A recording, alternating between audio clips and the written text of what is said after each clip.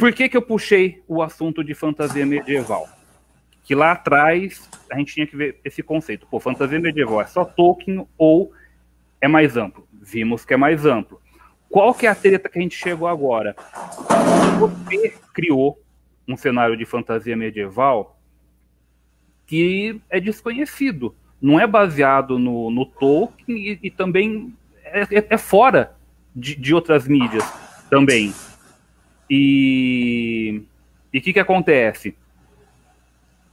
Eu também retomei o MM, estou com esse problema de criar um cenário de fantasia medieval, que é fantasia medieval, ao contrário do que certa pessoa que saiu do projeto falou que aquilo não é fantasia medieval. Você está falando de quem? Do Fernando? Isso. Não, mas só para saber também. E é Milagres Malditos, MM, né? Milagres Malditos, não é o chocolate. Okay. Qual que é o problema? A gente está criando um cenário para o pessoal jogar RPG que não tem como fala? Não tem um livro, não tem um filme, não tem um universo para o pessoal tomar contato. Ainda assim, a gente tem que tornar aquilo crível para o pessoal poder jogar, e principalmente para o mestre poder criar história naquilo lá. Então, Léo, eu dei uma olhadinha, mas vou deixar para você. Neste universo aqui, que linha que você foi seguindo para o pessoal conseguir imaginar essa realidade alternativa e poder fazer jogo nela? Muito bom, Roger. Olha, é uma pergunta que se eu respondesse uns 10 anos atrás ia ser de uma forma e hoje de outra, né? Você sabe que assim, a ideia do Terras de Xiang, ele veio de uma ilha de AD&D que eu usei as regras de lá, mas com a mesma ideia de raças humanoides vindo de animais, mas no caso de homens macacos e de tireses, que são descendentes dos felinos. Aí o tirês por causa do tigre, que são pelagens de duas cores geralmente que os personagens felinos têm. E eles evoluíram no mundo já deles, né? Depois eles saíram desse experimento do AD&D já com ópera, e aí ganha muito, porque você consegue representar na ópera todo tipo de personagem, deus, espírito e tudo mais, é bem amplo, muito mais amplo que o D&D fornece, mas nesse mundo, no primeiro momento, a questão da gravidade, ela influencia a questão da fauna e da flora. E aí... a gravidade é menor, né? É um pouco menor. As plantas conseguem tamanhos absurdos, os insetos, causando mudanças que são muito diferentes do nosso mundo. Mas aí, os mamíferos que acabaram evoluindo, migrando para as duas patas e virando humanoides, eles são os felinos, os lagartos, né, e os símios. E aí todo mundo, quando começava a descobrir o meu mundo, começar a entender minimamente, falava assim, pô, é o planeta dos macacos medieval. E eu ficava bravo pra caramba, velho. Aí quando eu falava dos tireses, isso é Thundercats medieval, velho. É verdade. E aí eu ficava bravo, velho. Bravo. Mas sabe o que acontece? Depois de um tempo, você ganha, né? Você passa dessa ideia de usar o conceito que está lá, né? Tipo, tô me aproveitando. Então, é ótimo, porque aí, hoje, é isso, Terras de Xiang juntou aí, né? Os lagartos do Elo Perdido, ou da família dinossauro medievais, com os Thundercats, com os símios, num mundo alienígena com gravidade menor. Cara, é assim para você passar. Então, essas referências que você traz, às vezes que no primeiro momento eu não gostava, por imaturidade mesmo, de tentar da melhor maneira didática apresentar o cenário. Tem que absorver. Você tem que trazer paralelos com o que o pessoal conhece. É a partir daí que o pessoal começa a entender. Então, eu acho que isso é bem bacana. Você chegou a citar, no começo do TDS, do livro de RPG que você mostrou, tem uma HQ, é uma outra mídia. A gente chegou a fazer alguns trechos de animação, modelos 3D também modelos 3D também das habitações. O livro já tem modelos 3D, né, para ter uma ideia bem dimensional. E de aí, de alguma forma, o segundo caminho, depois que você tem o exemplo fácil, é você dirigir a arte, é você fazer os modelos conceituais da arte, para ver, minimamente, trazendo o seu livro, um pouco do quê? Do imagético, não só daquela materialização do texto, para imaginar a forma. Né? O problema que tem aí. Lovecraft, por exemplo, você tem a obra cânone dele, você tem N interpretações diferentes do que é o visual, do que é o gráfico. Então, por isso que é interessante, quando é possível, para o cara que criou o universo, ele dirigir a arte. O Tolkien fez isso com as ilustrações dele e com de outros artistas, até que ele ficou como oficial. Teve ilustração para o Senhor dos Anéis? Para alguns dos livros, sim. Para alguns dos livros, sim. Para contos, trechos, só que em edições europeias. Agora... Léo, tem uns comentários. O Vitor tá loucaço aqui nos comentários Vamos chamar o cara para entrar aí, Rosa. É o cara que fez o... Como fala? Que tá montando um cenário pro ópera baseado na mitologia grega. Peraí, deixa eu colocar ele deixa eu mandar. Vitor, você tá vendo nós aí? Eu vou te mandar o link para você participar, ó. Peraí. Se eu fizer tudo certinho aqui... Vamos lá. Eu tô com um projeto aí de board game de Grécia Antiga, tem que conversar com o Vitor mesmo. Verdade. O Epopeia, né? Eu tô com muita miniatura aqui de Grécia Antiga. Eu te mandei um link aí. Clica no link que eu te mandei e configura as coisas. Se conseguindo configurar, você vai aparecer aqui, a gente te upa pra live. É isso aí. Se ele aparecer, você joga pra dentro. Beleza. Aí, como fala, é interessante que ele falou que pegou o conceito da mitologia grega, mas montou o universo dele.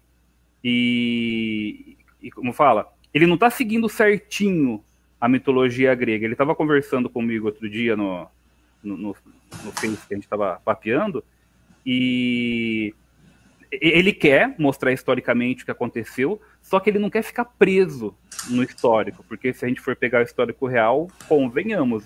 Ah lá! Vitor Bartolomeu conseguiu entrar. E aí, Vitor? Beleza, Léo? Fala. Ele não tá seguindo. Tudo jóia, meu querido? Seja bem-vindo aí à live. Vitor, muta o teu Facebook aí, senão vai dar bizil e vai ficar dando eco.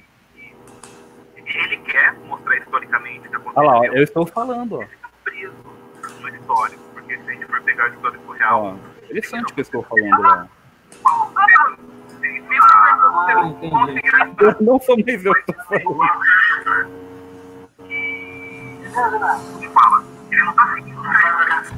Vitor, é só mutar a live. Você muta a live lá. Agora tá bom. Fechou. Ficou bom. E o fone de ouvido? Pronto, resolveu. Agora você vai escutar a gente em eco na live e aqui. Você vai ficar louquinho. Vitor, eu te chamei para você contar. Você está fazendo um cenário em ópera de mitologia grega, não é? Exatamente. A questão é até que ponto você está aproveitando o que já existe de mitologia grega e até que ponto você está modificando isso daí. Você está modificando mais, quanto mais você modifica, você sente que melhor fica, ou é melhor se manter no que já existe da mitologia grega? Então, o que acontece? Sempre que eu vou fazer alguma adaptação, eu já fiz para outros sistemas, inclusive eu fiz a adaptação do Rockstar para ópera. Eu sempre olho outras coisas que já foram feitas naquela linha para não ficar reinventando a roda, né? E aí o que acontece? Eu esbarrei com um RPG de uma outra editora chamada Neocosmos. E a proposta deles é muito rica, é muito bem explorada, muito bem exposta, só que é para jogar como herói, entendeu? A minha proposta, dentro daquilo que eu criei, quando me bateu esse estalo algum tempo atrás, a primeira vez que eu mestrei, eu falei, poxa, e se o jogador tiver a chance, em vez de jogar com um herói, um personagem levemente sobre-humano, e se ele jogar com um semideus, com sangue de um deus? E aí eu comecei, quando saiu aquele PDF do Poderes e Mutações, eu achei aquilo muito acertado e tem funcionado cada vez melhor. Opa! Parte técnica. Muito legal, viu, Vitor? Você falou herói por conta do nível humano ou herói por conta do nível ético Tipo, de repente o cenário dá brecha para você jogar com uns caras mais vilanescos. Não, é realmente questão de nível de poder, entendeu? Porque... Tá, seria o herói humano e o semideus. Tá. Isso, exatamente. Tipo, posso fazer umas considerações aí? Pode, com certeza. Vitor, então, acho que é bacana demais a sua iniciativa, né? A gente tem hoje aí, acho que levado pelo God of War, né? E Kratos e companhia, um movimento muito interessante em relação à aceitação da mitologia grega, né? Uhum. Apesar eu acho que o Kratos está fazendo com a mitologia grega, né? Não, mas aí tem que pensar no caráter histórico, né? Eu também me deparei, viu, Vitor? Há pouco tempo eu tenho desenvolvido um board game com tema na Grécia Antiga, né? E eu me deparei aí com GURPS Greece, né? Não conhecia esse outro RPG que você citou, mas eu gostei muito da sua ideia. E eu acho que o interessante do Opera é que ele pode dimensionar para você o semideus, né? De uma maneira muito sintética em termos de sistema, com criação de atributo, com invulnerabilidade, proteção e etc., né? Do semideus humano. Eu acho que uma outra coisa bacana também, Vitor, é proporcionar para você criar todo o panteão mitológico, né, dos adversários, né, saindo aí das górgonas, as hidras, né, os dragões, até Tifão, Equidna, né, aqueles que estão no top ali, né, daquela lista. Eu acho que dá para fazer com ópera. Mas eu queria ouvir de você um pouco mais, Vitor. Como é que você está pensando, né, em termos da... Você está pensando numa Grécia mitológica, histórica, ou numa Grécia mitológica mais livre? Como é que você está pensando nessa ambientação? Me fala mais. Isso que eu quero saber. Então, num primeiro momento, eu conversei com o Roger, e o que acontece? A minha ideia, quando eu fizesse o livro, eu conversei com o Roger a respeito de usar a marca e o sistema de vocês para publicar comercialmente, né? E aí, o que acontece? Eu conversei com o Roger a respeito de que eu tenho um irmão historiador e eu queria muito poder contar com o apoio dele para fazer a parte histórica, a parte factual, né? Aquela parte que você consegue encontrar com grande concordância entre os historiadores. Só que tanto o meu irmão quanto o Roger me deram a seguinte dica: faz uma coisa meio a meio, faz uma coisa ao mesmo tempo histórica e gameística, que vai ser divertido, vai ser interessante, entendeu? E não vai ser uma coisa assim completamente, porque aquela pessoa que está procurando aquilo ali para jogar vai conseguir jogar e se divertir. A pessoa que está procurando aquilo ali para ver uma outra, sabe, mais uma vez aquela Grécia Antiga, revisitar aqueles lugares, revisitar aquela cultura, vai encontrar isso também. Eu achei bem legal. Eu tenho procurado, assim, fontes mitológicas, mas também fontes históricas para ir escrevendo. Bacana, Vitor. Eu acho que a gente vai ter que bater um papo depois aqui, viu? Da live, para a gente afinar umas ideias. Eu acho que tudo que você está colocando e que o pessoal trouxe para você aí, né? Na questão de você criar essa Grécia mais gamificada, né? Ou seja, de certa forma ludológica também, é muito interessante. Eu acho que dá para fazer. Nós estamos com um projeto também de horror que é baseado em Lovecraft, e a gente sentiu assim, que tem públicos nos extremos, né? Sabe, Vitor? Tem gente que quer o canônico só do autor, e, poxa, tem gente que é um outro extremo, que é o heróico total, né? Eu acho que a Grécia está um pouco nisso também, de você talvez fazer um produto que você possa marcar nos públicos aí. Tanto aquele que tem o histórico, que eu acho que tem um papel, que eu acho que é bacana, dá para criar uma cronologia a partir disso, né? E tentar ir da mesma forma, que seja numa outra cor, de uma forma destacada, colocar, olha, provavelmente nessa época viveu Hércules, né? A guerra da gigantomancia aconteceu em tal período aqui, mais ou menos, para tentar situar. Mas eu acho muito bacana o que você está falando aí, está colocando. Quero te ajudar a contribuir no projeto aí. Deixa eu fazer uma pergunta já do cenário para já puxar, para mostrar que, olha só, aquilo que eu falei, fantasia medieval antes da era medieval, que seria o conceito de alta fantasia, né? Vitor, é só o pessoal, os jogadores jogam com humanos ou você tá fazendo um esquema para jogar com outras raças também? Então, o que acontece? Eu até pensei no primeiro momento em dar essa possibilidade deles jogarem ou com humanos ou com, por exemplo, sátiro, ninfa, centauro, coisas assim. Só que quando eu parei para observar todos os filmes e todos os relatos que eu encontrei, eu acho que cria muito mais identificação com o jogador os semideuses que têm corpo humano. Tá. Entendeu? É o que eu acho. A princípio, na minha mesa, as outras raças, as outras formas físicas são... Tanto que eu cheguei para eles e falei: vocês vão comprar características, habilidades e poderes. E eu vetei 3 poderes da lista daquele PDF, que é o voo, imunidade e invulnerabilidade. Porque eu acho que, assim, são muito divinos, entendeu? E eu vetei também as mutações, porque eu falei para eles, a princípio vocês têm corpo humano. Então eu vetei as mutações.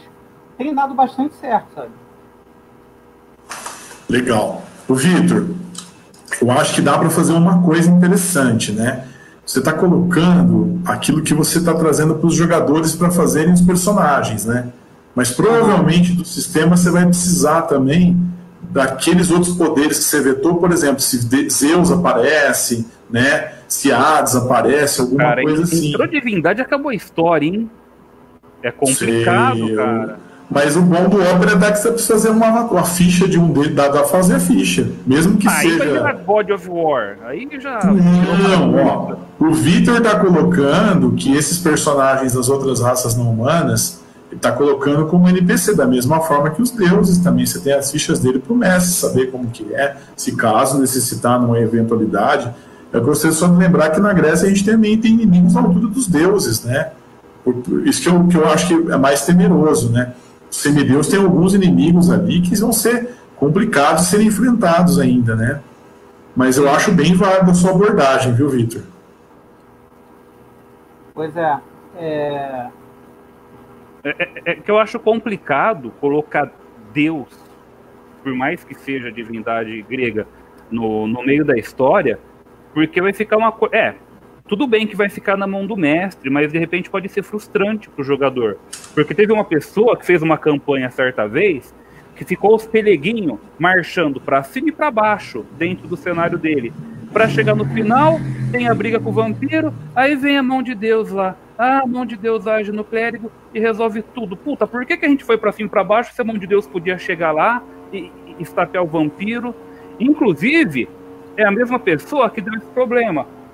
Só para confirmar, Léo, o conceito que ele está falando não pode ser considerado uma fantasia medieval?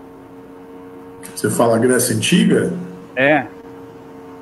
O que caracteriza interessante da Grécia Antiga é que estão na idade do bronze. Depois da idade da pedra é a proximidade, né? Antes da idade do aço, do ferro ali. Então você tem um nível tecnológico um pouco abaixo do que a fantasia medieval tradicional, né? Mas a questão, vamos dizer assim, da mise-en-scène do panteão, das criaturas, é tão rico quanto qualquer RPG de fantasia medieval. Não, né? E a parte da magia, dos deuses, também faz esse complemento. Então é muito próximo, sim, da fantasia medieval, apesar dessas observações aí. Não, eu entendi qual que é o problema. O termo medieval é só para identificar a tecnologia da época que está acontecendo. Então seria fantasia clássica, fantasia da era clássica, o cenário dele. Eu acho que ficaria mais adequado essa definição até. E nada impede do Milagres Malditos ser chamado de fantasia medieval. Então, aproveitando, eu vou chamar essa pessoa aqui, eu vou falar que é para divulgar... Você vai convidar mais alguém para a sala, Roger? Eu vou convidar o Fontana aqui, eu vou falar que é para divulgar o site dele, ele aparece. Só para ele ouvir que o Milagres Malditos é fantasia medieval. Deixa eu mandar aqui o link para ele. Vamos ver. Está aparecendo aqui. Mas ele está desenvolvendo contigo Milagres Malditos? Como é que é essa história? Conversa aí, Roger. Porque eu comecei a mudar. Tipo, tinha elfo. O que acontece, Léo? A gente começa a desenvolver o cenário. Você tem a influência do Tolkien, não tem como negar. Só que aí, conforme você começa a montar o histórico, você vai vendo que, pô, não faz sentido essa raça ter esse comportamento aqui. Olha lá, Fernando Fontana. Lá adicionou ele aí já, valeu. Grande Fernanda, grande abraço aí, Fernando. Como vão, pessoas? Como vão? Boa noite pra vocês. Beleza, boa noite. Fernando o Rogério tá com uma foto minha na camisa dele, olha lá. É verdade, cara. Bonita propaganda de metalinguagem, hein? Muito bacana, muito bem feito. Você mesmo, o rapaz do chapéu. A gente chegou numa conclusão aqui que o Milagres Malditos é sim fantasia medieval. Não, mas eu nunca disse que não é, né? Eu disse que não é parecido com Tolkien. Não, você falou que não queria mais dar pitaco nesse projeto, ia sair desse projeto, porque o que eu estava fazendo com os elfos não tinha nada a ver, o que eu estava fazendo com os anões era totalmente fora. Opa! Ué, o que aconteceu? Deu problema aí, Roger? O que aconteceu, cara? Eu mexi errado aqui. Não. Eita! Mas então... Mas é fantasia medieval. Não sei por que você ficou inventando que não é fantasia medieval. Você não pegou a essência do que você estava escrevendo e se perdeu no caminho. Porque eu falei, não bastasse eu ouvir o Rogério todo final de semana, tem que ouvir numa live também, cara. Uai. Se você olha não... Só. Olha só. Você não falou que era... Você falou que ele estava causando o problema, não estou vendo bem isso no projeto. Ele falou que era qualquer coisa, menos fantasia medieval que eu estava fazendo. Não, é que assim, ó, o projeto, inicialmente, quando ele teve o start, eu não sei se você vai lembrar, Léo, mas a ideia de misturar fantasia medieval com supers, eu não lembro quem foi que começou a fazer jogo, e eu joguei também, mas ele colocava personagens da Marvel, porque a gente fazia supers, aí ele mudou para medieval e ele colocava tipo Doutor Destino numa versão medieval, Homem de Ferro numa versão medieval, e por aí vai. E aí a gente chegou à conclusão de que ficaria muito bacana você misturar superpoderes com fantasia medieval. E a Na ideia... verdade, olha aí, ó, você esquece, quem começou com isso foi você naquele cenário que o meu paladino virou super paladino, lembra? Assim, teve isso também. Mas isso, como sempre você não dá conta de tocar a história, você cancela a campanha quando ela começa a ficar boa. Certo. Então, voltando. A gente acreditou que ficaria muito bacana alguma coisa do tipo Tolkien com superpoderes. E inicialmente a ideia era essa, mas o Rogério foi modificando tanto que a ideia original ela ficou muito para trás. Eu até concordo que pode ficar legal, mas é totalmente diferente da ideia original. Ficar legal. Não é legal. Então, na verdade, o Roger tá... O que tinha do MM, o Roger está refazendo, é isso então? E se você não está mais com ele nesse projeto? Não, foi modificando. Não, ele modificou muita coisa, né? Ele modificou tudo, basicamente. Entendi. Elfo, por exemplo... Ah, lá vem, ó. Vai falar que é o índio. O elfo do Rogério, ele está pro elfo de Tolkien do mesmo jeito que o vampiro de Crepúsculo está pro vampiro do Drácula. Nossa, chamou meus elfos de purpurinado. Ah, pronto. Nossa, pronto. Mas ele salta.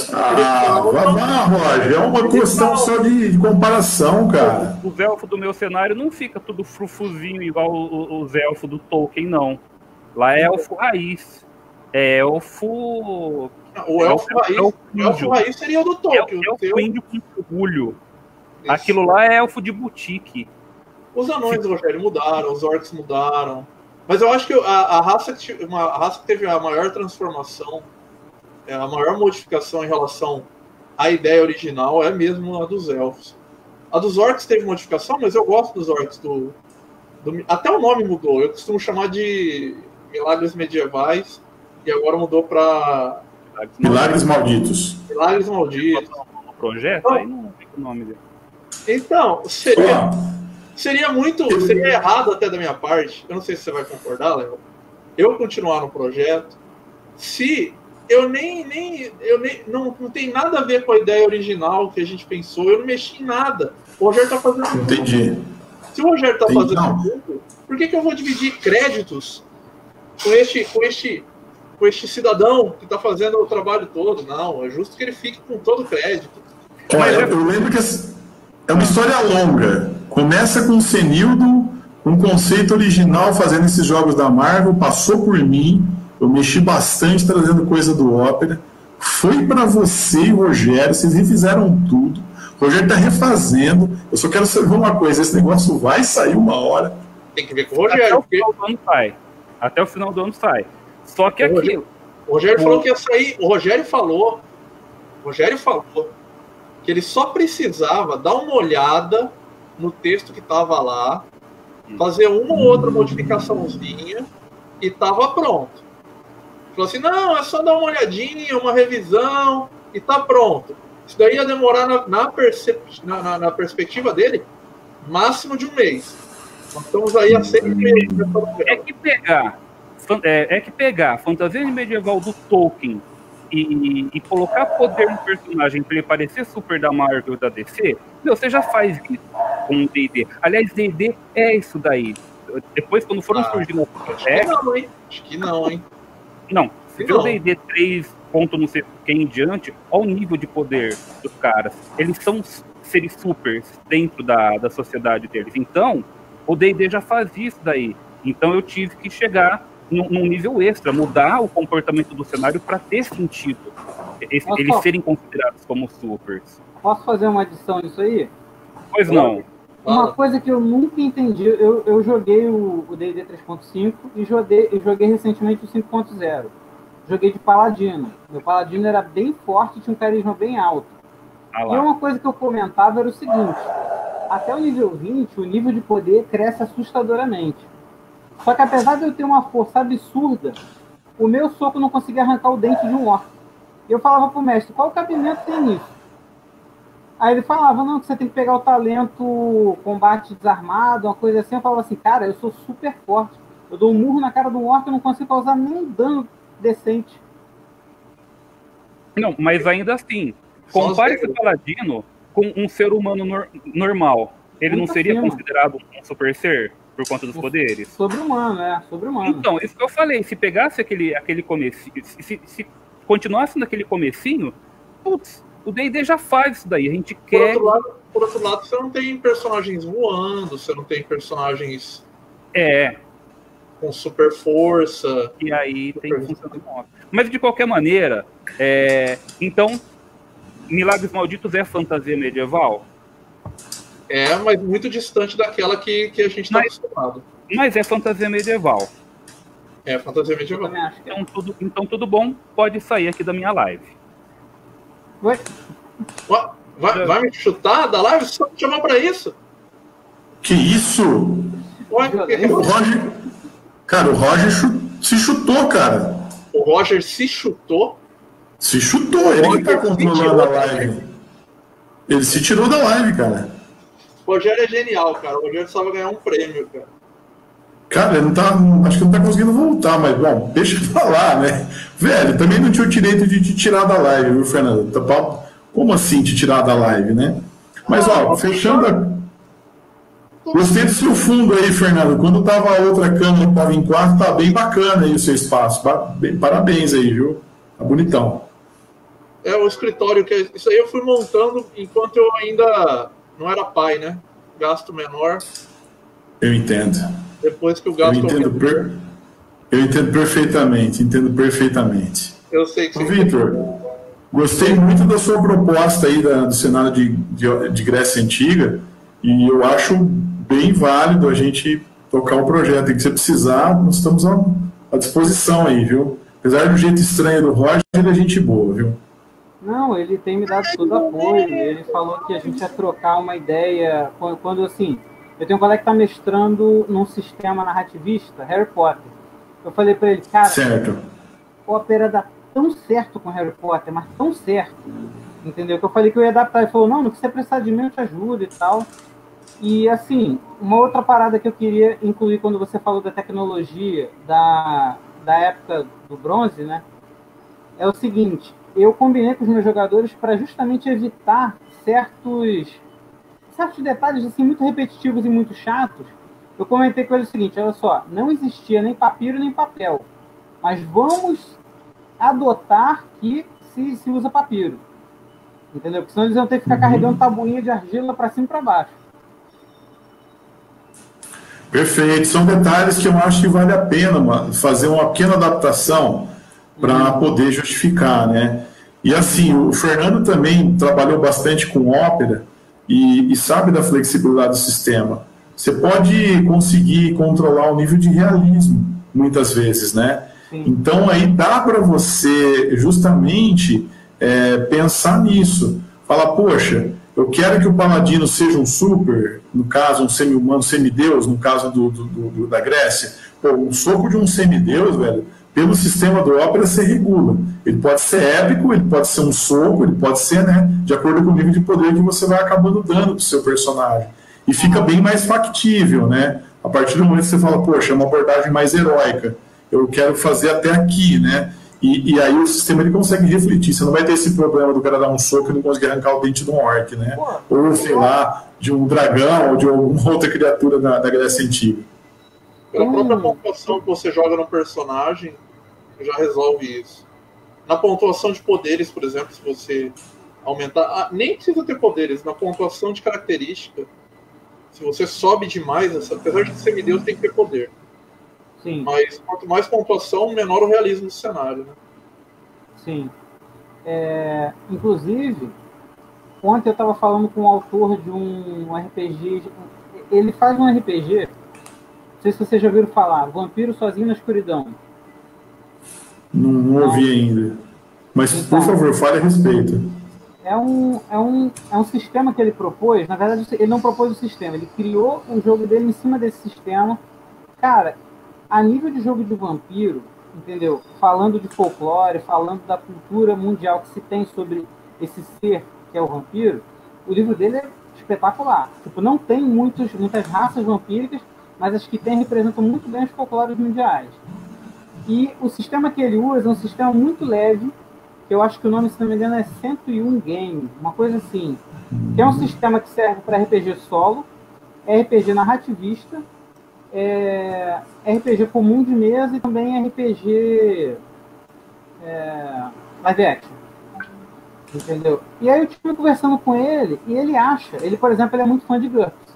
Entendeu? Se o Roy estivesse aqui, eu acho que o Roy já explodiu uma bomba por ter falado esse nome profano aqui, né?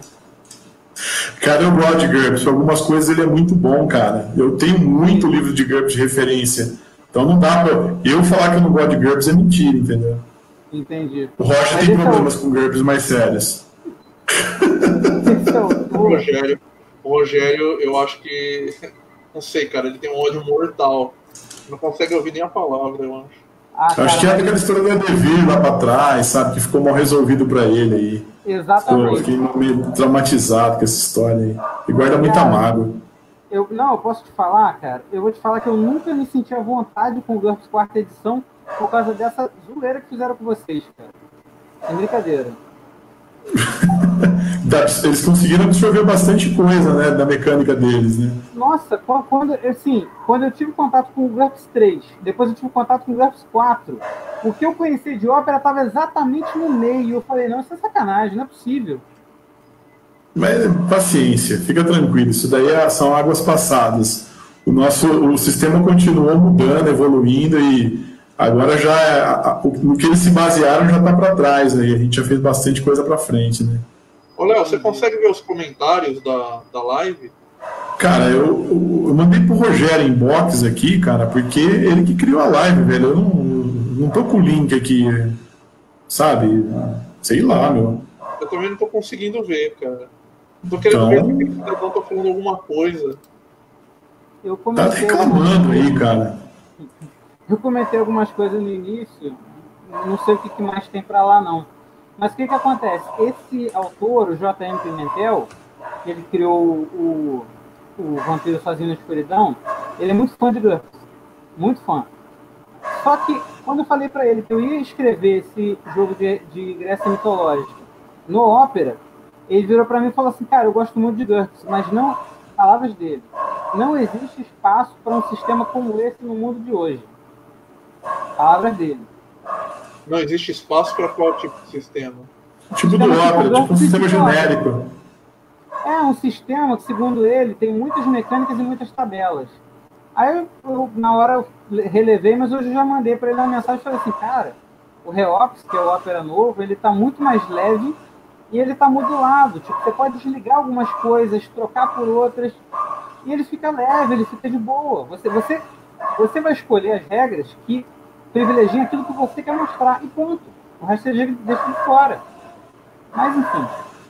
Mas eu entendo o ponto de vista do que ele falou, de certa forma. Não sei se eu entendi corretamente o que ele falou. É que quando o Opera foi criado, e eu também entendo que ele não sabe que o Opera pode ter uma variação de regras, desde mais complexa até mais suave. Mas quando o Opera foi criado, quando o GURPS foi criado, quando os sistemas genéricos foram criados com esse volume de regras, era uma outra época e um outro momento. A gente não tinha internet, a gente não tinha essa série de modernidades que a gente tem hoje e que acaba tirando a atenção. Por exemplo, eu vou dar um exemplo aqui, o meu filho, ele tem 9 anos. E ele, na idade dele, na época dele, eu tinha na TV 5 canais de TV para assistir, e desenho normalmente estava passando em um. E era um episódio, e aí o outro era só na semana seguinte. Então, eu lia muito quadrinhos para ocupar ali aquele tempo vago que eu tinha. E o RPG ocupava a outra parte do tempo vago que eu tinha. Hoje em dia, o Opera, o GURPS, enfim, qualquer sistema genérico, ele vai ter que lidar e enfrentar uma série de outras coisas que chamam a atenção da garotada, entendeu? Ele não tá, ele tá, hoje é mais difícil você conseguir puxar a atenção da garotada, eu acho. Não sei se eu... Fernando, eu entendi o que você está falando, assim, vamos dizer assim, o RPG de mesa, vamos dizer, de uma maneira genérica, de certa forma, ele tem um espaço que tem que concorrer com aquilo que é virtual, com as lives, com os influencers, com os animes que estão disponíveis num absurdo número, como os desenhos e animações, no horário que ele quer, através do stream, alguma coisa assim. Acabou de sair na Netflix. Mas assim... 61 episódios de One Piece. Não, tranquilo. Isso aí, assim, a gente sabe disso. Mas, ao mesmo tempo, o RPG, ele tem se mostrado aí, nas próprias redes e tudo, que está voltando, principalmente por causa da questão da pandemia e dos recursos virtuais. Tem muitas mesas, número muito crescente de mesas, né? E aí, nesse contexto, apesar do Opera ter sido feito lá nos anos 90 e almejar ser um sistema genérico, o que o Vitor colocou e você colocaram de modularizar ele é muito bacana. Recentemente a gente estava mexendo nas versões dele, e aí tem que conversar até com o Vitor, da maneira como a gente apresenta as regras no módulo básico, porque isso faz diferença. Se o cara entende que é atributo e habilidade, e 2d6, velho, ele já manjou o sistema. Grande parte do sistema simplesmente mora nessa premissa básica. 2 dados, atributos e bônus das habilidades. Ele pode características tradicionais. Ele pode, e aí, assim, Léo, ele pode até não ter o livro, o módulo básico, mas se ele pescar o que ele pode, por exemplo, sei lá, criar uma habilidade às vezes que não tem nem no módulo básico. Ele pode falar... Exato. Lá, e aí você pega... Tem um monte de sistema novo que está aí em voga, né? Você tem o Savage Worlds, você tem o Fate aí, que são, acho interessantes, sabe? Mas eu vou te dizer, em termos de jogabilidade mesmo, de fluidez de jogo, o Opera tá pau a pau com esse pessoal que aí também é simples, se você tiver a otimização correta. Então, não acho que dá pra gente... apesar dele ser antigo, eu acho que tem como você trabalhar na versão do produto otimizado, por exemplo, no caso do Vitor, fazendo para a Grécia aí, pensar numa maneira de apresentar as regras com o mínimo possível para conseguir a melhor experiência em termos de mecânica e de fluidez, né? Gente, eu acho que nós vamos ter que fechar aqui, o Roger está parece que me ligando aqui, eu vou ter que atender, mas muito obrigado, Fernando, muito obrigado, Vitor. Fernando, para fechar, cara, fala um pouquinho do seu site, velho, só para fechar aí a live. pessoal que, além de jogar RPG, além de mexer com Opera, jogar RPG eu já não jogo há algum tempo, mas além de ter participado do Opera, a gente está agora com um site de cultura geek nerd, que é o www.superninguém.com.br. Então, quem quiser, dá só uma olhada, que ele está lá disponível. E no Facebook, a gente tem o grupo do Super Ninguém, que vocês podem digitar lá no Facebook, grupo, canal Super Ninguém, e pedir para entrar, que lá tem tudo. É isso. Então, valeu, Fernando, valeu, Vitor. Grande abraço aí para vocês. Eu acho que se a gente fechar tudo aqui, deve fechar. Pode falar, Vitor, pode falar. Deixa eu só perguntar, esse Fernando é o Gelato, não? Não, é o outro. Esse aqui é o Fernando Fontana. O Gelato é um outro Fernando, lá de Jaboticabal, amigão nosso também, parceiro de Opera. Com certeza a gente vai esbarrar em algum momento aqui, talvez, viu, Vitor, com ele. O Gelato, eu vou te falar, eu li os PDFs dele. O Gelato tem um talento enorme para adaptar para Opera também. É incrível. Ele é muito bom, ele é muito bom. Vamos deixar um abraço aí pro Fernando Gelato e convidar ele para a próxima, então. Abração, Gelato. Abraço, Gelato aí. Abração, Gelato. Abraço para vocês, gente. Tchau, tchau. Valeu, gente. Até mais.